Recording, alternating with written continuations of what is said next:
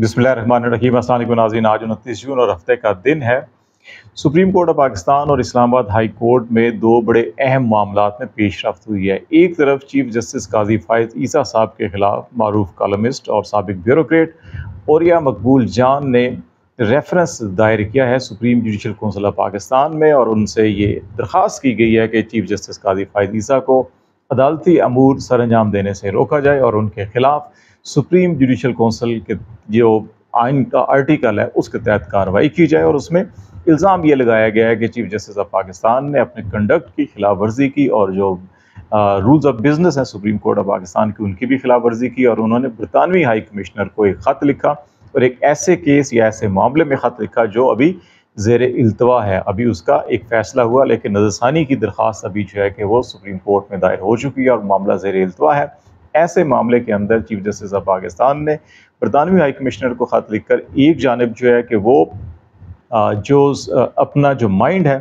वो शो किया है, और दूसरी तरफ जो है कि सुप्रीम कोर्ट ऑफ पाकिस्तान जो पाकिस्तान की सबसे बड़ी अदालत है और वो ख़ुद उस बड़ी अदालत के चीफ के तौर के ऊपर, सरबराह के तौर के ऊपर मनसब पर फायज़ हैं, तो वो एक गैर मुल्की सफारतकार को एक ख़त लिख कर जो है कि वो अदलिया का जो तकद्दुस है या जो उसका मेयार है उसको भी डिग्रेड करने की कोशिश की गई है। तो ये एक इल्ज़ाम लगाया गया उनकी जानिब से।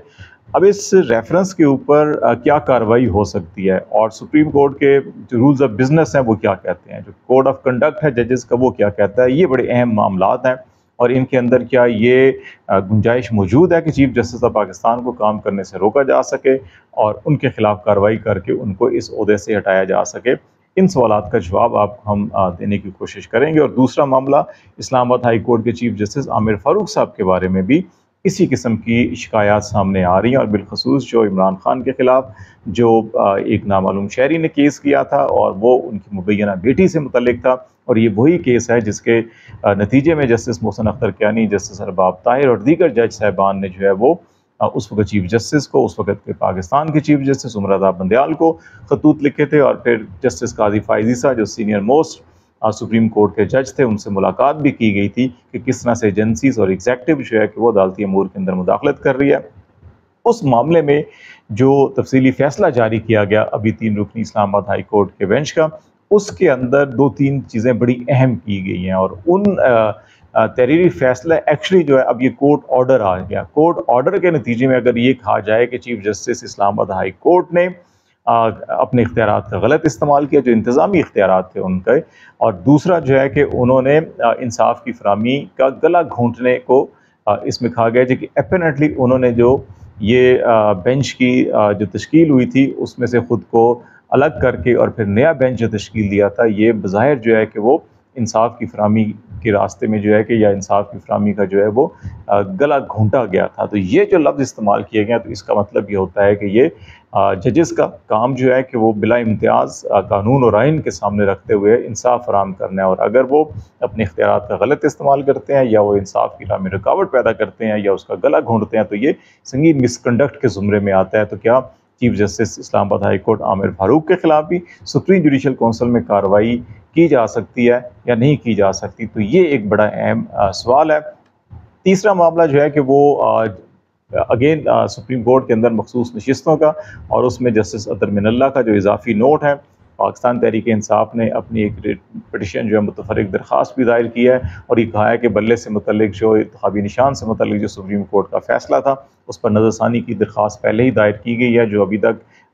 सुप्रीम कोर्ट ऑफ पाकिस्तान में नहीं लगी, उसकी तारीख़ नहीं आई है। तो ये मामला जो है कि टेकअप किया जाए फौरी तौर के ऊपर, क्योंकि जो मखसूस नशिस्तों का केस है वो सारा का सारा जो है कि उसी फैसले के गिर्द घूम रहा है, और उसको ना सिर्फ फौरी तौर के ऊपर उस पर समाअत की जाए बल्कि उस दरख्वास्त को इसी 13 रुकनी बेंच के सामने जो है रखा जाए, और ये 13 रुकनी बेंच फैसला करे कि उस फैसले में क्या कानूनी गलतियाँ थी या उसका मतलब क्या था, और इलेक्शन कमीशन ने उसकी किस तरह से तशरीह की। यही मामला जस्टिस अतर मिनल्ला साहब ने भी जो अपना इजाफी 4 सफ़हात का नोट लिखा है उसके अंदर भी उन्होंने यही कहा कि इलेक्शन कमीशन ऑफ पाकिस्तान ने सुप्रीम कोर्ट के फ़ैसले की बज़ाहिर जो है कि गलत तशरीह की है, और उस गलत तशरीह के नतीजे में जो है कि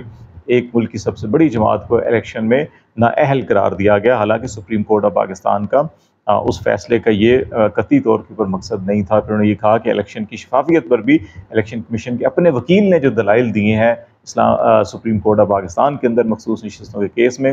اس سے بھی یہ سامنے چیزیں آئی ہیں کہ الیکشن کی شفافیت کے اوپر جو ہے کہ وہ سنگین سوالات کھڑے ہو چکے ہیں۔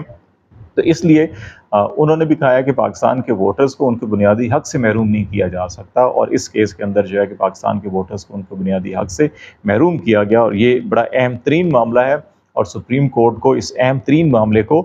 تکنیکی امور کی غلطی سمجھ کر یا تکنیکی امور میں اس کو الجھا کر جو ہے کہ یہ عدالت جو ہے کہ وہ تکنیکی امور کی غلام نہیں بن سکتی۔ اس کو 184(3) کے تحت جو ہے کہ اس دھاندلی والے معاملے کے اندر بھی جو درخواست دی گئی ہے اور جو سپریم کورٹ کا بلے کا نشان کا فیصلہ ہے، ان کو اس بینچ کے سامنے رکھا جائے۔ اب یہ باقاعدہ انہوں نے آرڈر کا حصہ بنا دیا، اور آرڈر کے اندر انہوں نے الیکشن کمیشن آف پاکستان کو بھی کہا کہ الیکشن کے دوران، اس سے پہلے اور اس کے بعد میں جو عمومی نوعیت کی جو شکایات آئی تھیں، ان کی بھی جو ہے کہ تفصیلات اس عدالت کے سامنے پیش کی جائیں، اور اس کے اوپر الیکشن کمیشن نے کیا کارروائی کی۔ تو یہ سارے کے سارے معاملات ایک دوسرے سے جڑے ہوئے ہیں، اور یہ بظاہر یہ دکھائی دے رہا ہے کہ چاہے بلے کا نشان کا معاملہ ہو، اور چاہے یہ مخصوص نشستوں کا یا انتخابات میں مبینہ دھاندلی کا معاملہ، یہ سارے کے سارے معاملات یکجا ہو کے اس 13 رکنی بینچ کے سامنے آتے ہوئے دکھائی دے رہے ہیں۔ اور اگر یہاں پہ معاملات آ جاتے ہیں تو پھر یقینی طور کے اوپر جو اس وقت کورٹ کا موڈ بھی نظر آ رہا ہے، وہ فیصلے کسی طور کے اوپر بھی اس وقت PMLN اسٹیبلشمنٹ کے لیے یا PDM کی جماعتوں کے لیے وہ کوئی سازگار نہیں ہوں گے۔ دوسرا معاملہ جو قاضی فائز صاحب اور عامر فاروق صاحب کے خلاف جو ہے کہ شکایات کا یا فیصلے کا معاملہ ہے، اور یہ مقبول جان نے جس تناظر کے اندر یہ شکایت بھیجی ہے، یہ بڑی ویلڈ شکایت ہے، اور اگر کوڈ آف کنڈکٹ ججز کا دیکھا جائے یا ایون جو رولز آف بزنس دیکھے جائیں، اس کے اندر جو ہے کہ بالکل ججز کو جو ہے کہ اپنے ذاتی معاملات کے اندر اس قسم کی وضاحتیں یا اس قسم کے خطوط لکھنے کی، اور بالخصوص جو زیر التوا مقدمات ہوں اس میں تو ہیئرنگ کے اندر ججز ریمارکس نہیں دیتے کہ اگر وہ کسی اور کورٹ میں، اور ابھی آپ نے ریسنٹلی دیکھا بھی ہوگا کہ چیف جسٹس نے متعدد بار وکلا کو یا فریقین کو روکا کہ کیونکہ یہ معاملہ ابھی پینڈنگ ہے تو اس کے اوپر کوئی کمنٹس نہ کیا جائے، چاہے سائفر کا کیس ہو یا دیگر کیسز ہوں، اس قسم کے ریمارکس سامنے آتے رہے ہیں۔ عمران خان نے بھی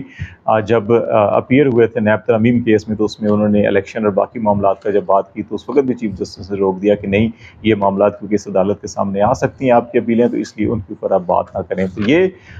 صورتحال تو اس کے اندر موجود ہے۔ لیکن جو دوسری چیز ہے اس میں جو ایک اور اہم ہے کہ ریسنٹلی ابھی جو سپریم کورٹ کے رولز آف بزنس تھے اس کے اندر ایک ترمیم کی گئی تھی، خاص طور کے اوپر جب جسٹس سردار طارق مسعود کے خلاف، جسٹس مظاہر علی اکبر نقوی کے خلاف اور دیگر ججز کے خلاف پے در پے جو ہے کہ ریفرنس فائل ہو رہی تھی، شکایات فائل ہو رہی تھی، تو اس وقت جو ہے کہ یہ خبریں آئی تھیں سامنے،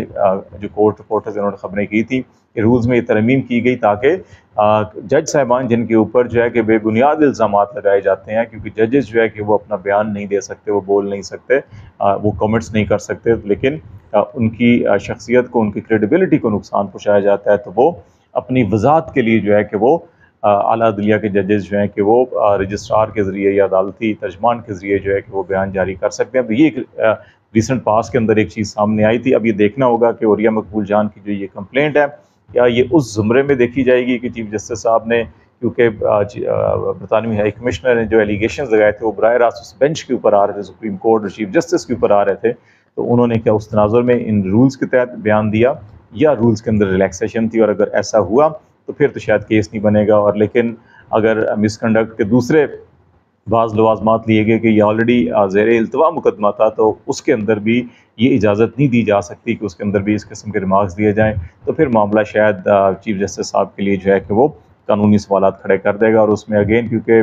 یہ چیف جسٹس کا معاملہ ہے تو وہ تو سپریم جوڈیشل کونسل میں نہیں بیٹھ سکیں گے، تو اگر دیگر ججز بیٹھے تو پھر وہ اس چیز کا فیصلہ کریں گے۔ جہاں تک عامر فاروق صاحب کا معاملہ ہے تو اس میں بڑے سنگین سوالات ہیں اور بڑے سنگین معاملات ہیں چیف جسٹس عامر فاروق صاحب کے لیے، اور اس میں دکھائی یہی دیتا ہے کہ اگر اس میں اسی فیصلے کو لے کر جب تک کہ اس فیصلے کے خلاف اپیل، اور اس اپیل میں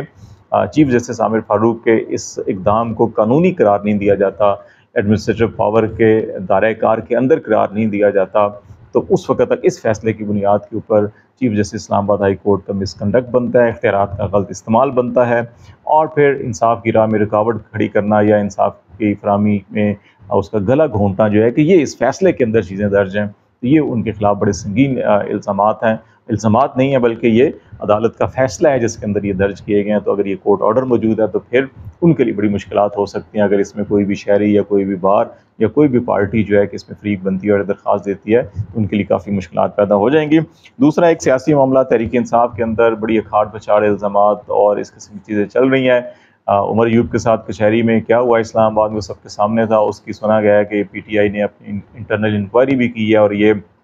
خبریں سامنے آ رہی ہیں کہ شیر افضل مربت گروپ کے کچھ لوگ ہیں جو عمر ایوب کے خلاف یہ ساری انہوں نے جو ہے کہ یہ ہنگامہ آرائی کی تھی۔ اس کی خبریں بھی میڈیا کے اوپر نشر ہوئی ہیں، جس پہ شیر افضل مربت صاحب نے ٹویٹ کیا اور اس میں خاص طور کی پر جیو کی اس خبر کو جو ہے کہ انہوں نے سامنے رکھا، اور یہ انہوں نے کہا کہ جیو تمام اخلاقیات سے عاری جو ہے کہ ان کے خلاف مسلسل جھوٹی اور فضول خبریں چلا رہے ہیں۔ ایسا لگتا ہے کہ مجھے چینل کے طرز عمل کو سنجیدگی سے لینا ہوگا، اور ساتھ ہی انہوں نے جیو کے ساتھ ساتھ پھر جو لندن میں میجر اور بریکٹ میں کورٹ مارشل بل ڈاگ بھی یہی گھٹیا حرکت کر رہا ہے۔ تو اب یہ بالکل جیو کا معاملہ، اور ایک دم سے انہوں نے جو ہے کہ لندن میں میجر جو ہے کہ ابھی تک جو کورٹ مارشل یا میجر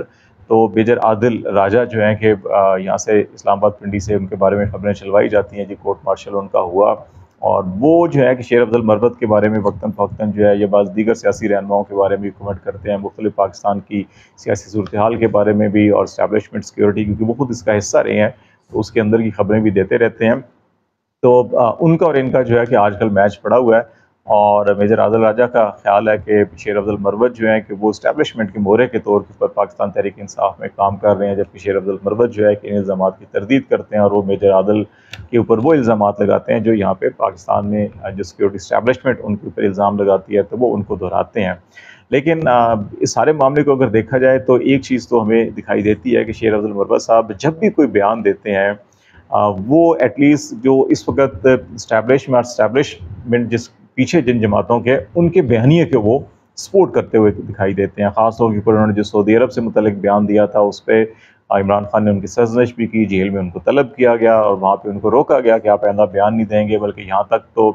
کہا گیا تھا کہ ان کو جو اہم عہدے ہیں ان سے بھی ہٹا دیا گیا تھا۔ تو اسی طرح ابھی جو ریسنٹلی پارٹی میں اختلافات کے حوالے سے یا پارٹی لیڈرشپ کے بارے میں جو بیانات ہیں، اور اس سے پہلے بھی شیر افضل مربت صاحب نے کچھ ایسے بیانات دیے تھے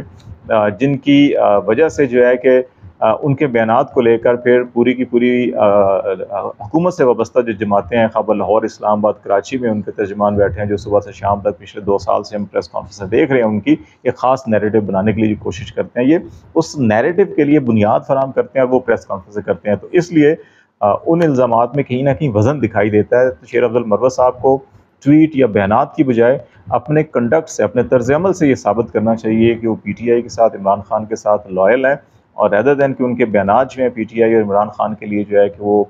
شدید مشکلات پیدا کریں۔ اگر ایسی صورتحال ہوگی تو پھر ان بیانات یا ان موقف کے اندر وزن دکھائی دے گا کہ مربت صاحب جو اپنی جماعت سے زیادہ جو ہے کسی اور کے لیے کام کر رہے ہیں۔ تو دیکھتے ہیں اب بھی ان دنوں کے اندر کیا ڈیولپمنٹ ہوتی ہیں، آپ کو آگاہ کرتے رہیں گے۔ آج تک کے لیے اتنا ہی۔ خالد جمیل کو اجازت دیجیے، اللہ حافظ۔